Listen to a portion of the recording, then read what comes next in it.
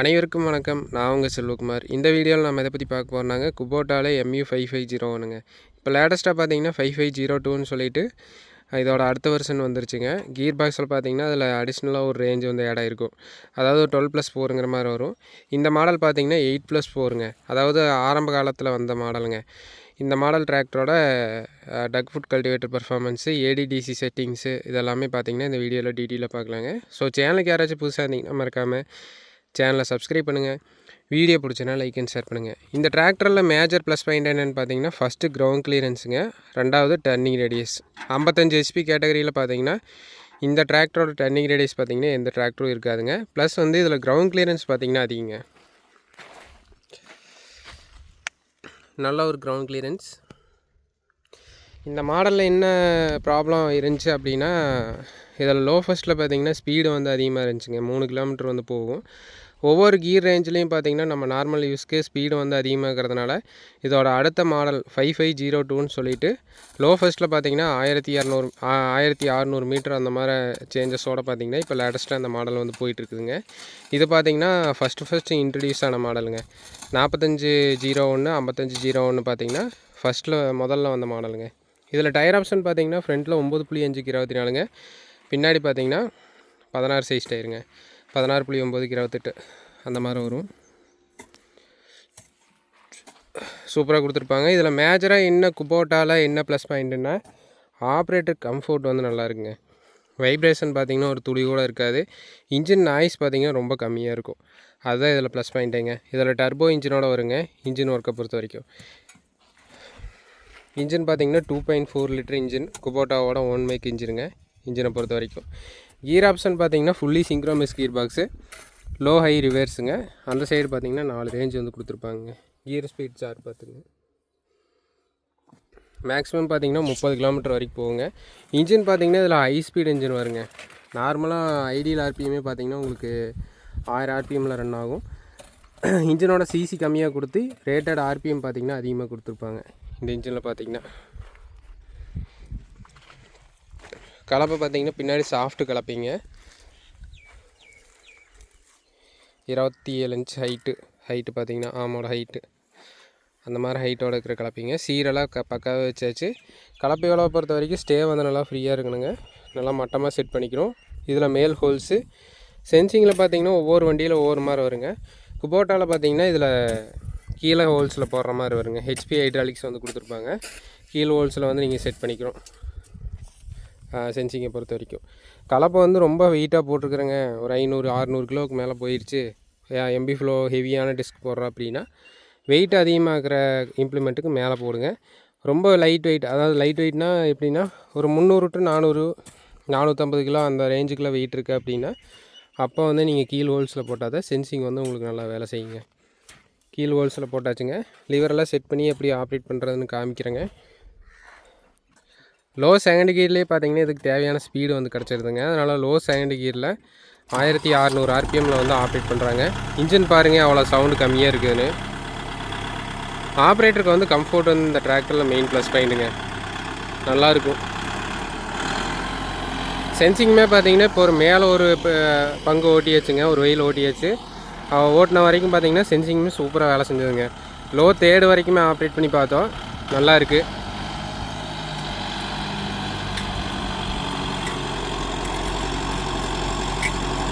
அந்த லிவரை adjust பண்ணலின்னா, draft லிவரை அட்ஜஸ்ட் பண்ணலின்னா 4 வீலை சுற்றிச்சு பார்த்தீங்களா.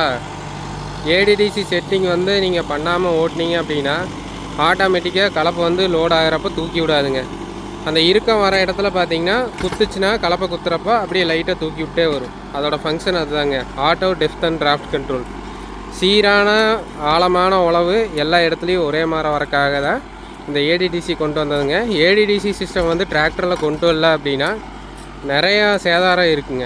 கலப்பையில், அதே மாதிரி டிராக்டரோட ஹிச்சில், இதில் எல்லாத்தையுமே பார்த்திங்கன்னா ஏகப்பட்ட டேமேஜஸ் வந்து வரும். அதனாலேயே பார்த்திங்கன்னா இந்த ADDC சிஸ்டம் பார்த்திங்கன்னா டிராக்டரில் கொண்டு வந்தாங்க.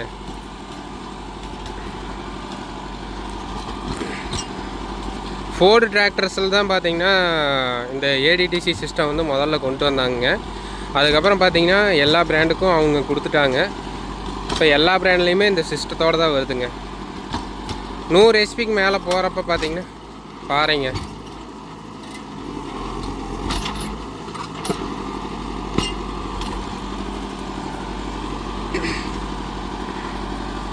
கலப்பையெல்லாம் கீழே இறக்கி கட்டி கரெக்டான பதத்தில் ஓடிக்கிட்டு இருக்குதுங்க.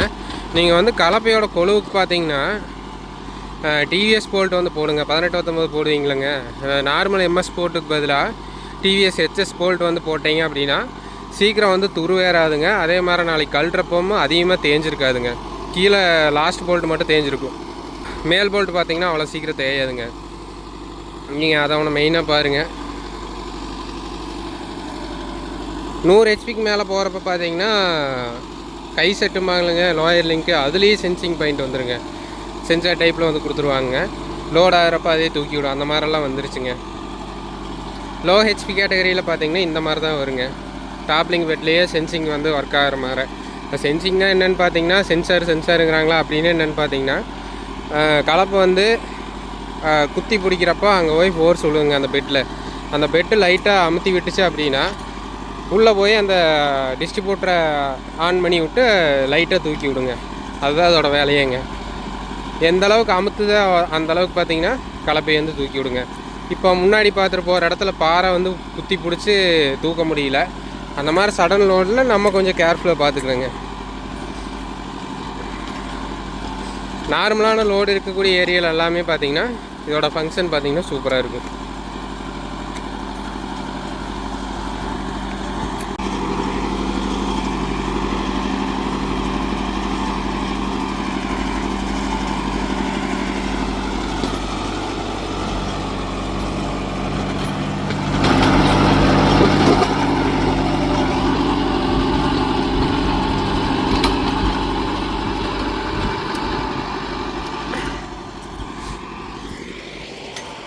உழவு பாருங்கள். அடி எந்த அளவுக்கு அந்த கட்டியான மண் வந்து மேலே வந்துருக்குதுன்னு பாருங்கள். கொழுவு எப்பவுமே 4-5 வாரத்தில் கீழே இறக்கி கட்டினீங்கன்னா மட்டும்தான் சென்சிங் வந்து நல்லா வேலை செய்யுங்க. அது இந்த இம்ப்ளிமெண்ட்டுன்னு இல்லை, எல்லா இம்ப்ளிமெண்ட்டுக்கும் அதுதான் பேசிக்குங்க. கல்டிவேட்டர்னு வர எல்லாத்துக்குமே பார்த்தீங்கன்னா ஒரு 4-5 வாரத்தில் உழவு எடுத்துகிட்டே வரணும். அப்போ தான் பார்த்தீங்கன்னா சென்சிங் வந்து உங்களுக்கு நல்லா சூப்பராக வேலை செய்யும்.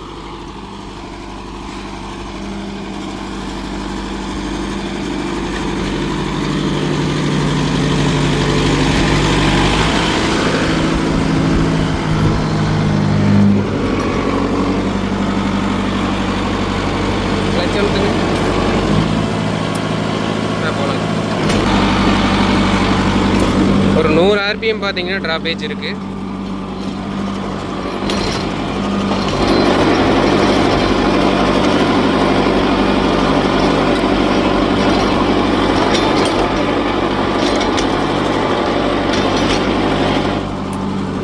லோடு விழுகிறப்ப பார்த்தீங்கன்னா அந்த பெட் ஆக்ஷன் ஆகிட்டே இருக்கும். அதுக்கு தகுந்த மாதிரி மேலே வந்து தூக்கி விட்டே இருக்குங்க. நீங்கள் வந்து டிராஃப்ட் லிவரை எந்த அளவுக்கு மேலே வைக்கிறீங்களோ அந்த அளவுக்கு டெப்த்து வந்து மேலே வருங்க. எந்த அளவுக்கு கீழே இறக்கி வைக்கிறீங்களோ அந்த அளவுக்கு டெப்த்து ஆழமாக வருங்க.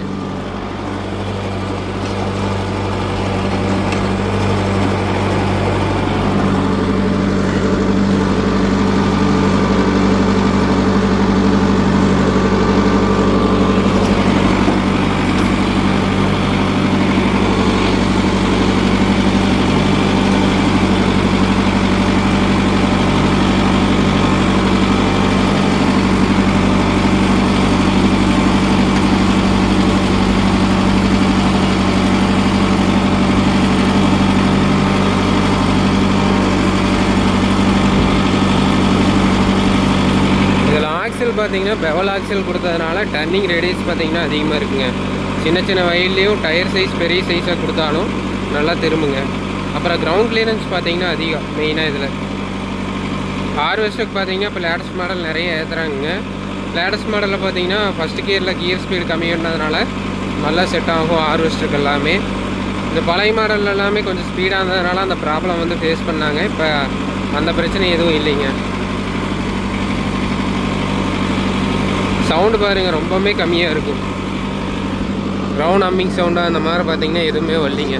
நீட்டாக இருக்குது. இந்த டிராக்டர் பார்த்தீங்கன்னா கிட்டத்தட்ட இப்போ ஒரு 1200 மணி நேரம் ஓடிடுச்சுங்க.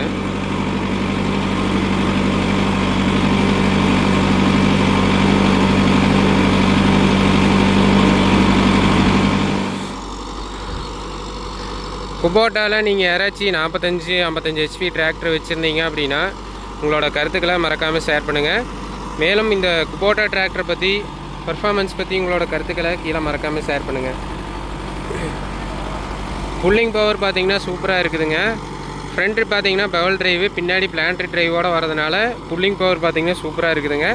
குபோட்டாவோட இன்ஜின் பர்ஃபார்மன்ஸ் பார்த்திங்கன்னா சூப்பராக இருக்குதுங்க. மேக்ஸிமம் பார்த்திங்கன்னா 4.5 லிட்டர் வந்து போகுதுங்க 5 கலப்பை எவ்வளோக்கு எல்லாமே பார்த்திங்கன்னா. ஸோ அடுத்தடுத்த வீடியோஸில் பார்த்திங்கன்னா அதோட PTO பர்ஃபார்மன்ஸும் பார்த்திங்கன்னா நம்ம சேனலில் அப்டேட் பண்ணுறேங்க. இந்த வீடியோ பிடிச்சதுன்னா மறக்காமல் சேனலை சப்ஸ்கிரைப் பண்ணுங்கள், லைக் அண்ட் ஷேர் பண்ணுங்கள். மேலும் இது போன்ற சுவாரஸ்யமான வீடியோ பதிவுடன் சந்திப்போம். நன்றி, வணக்கம்.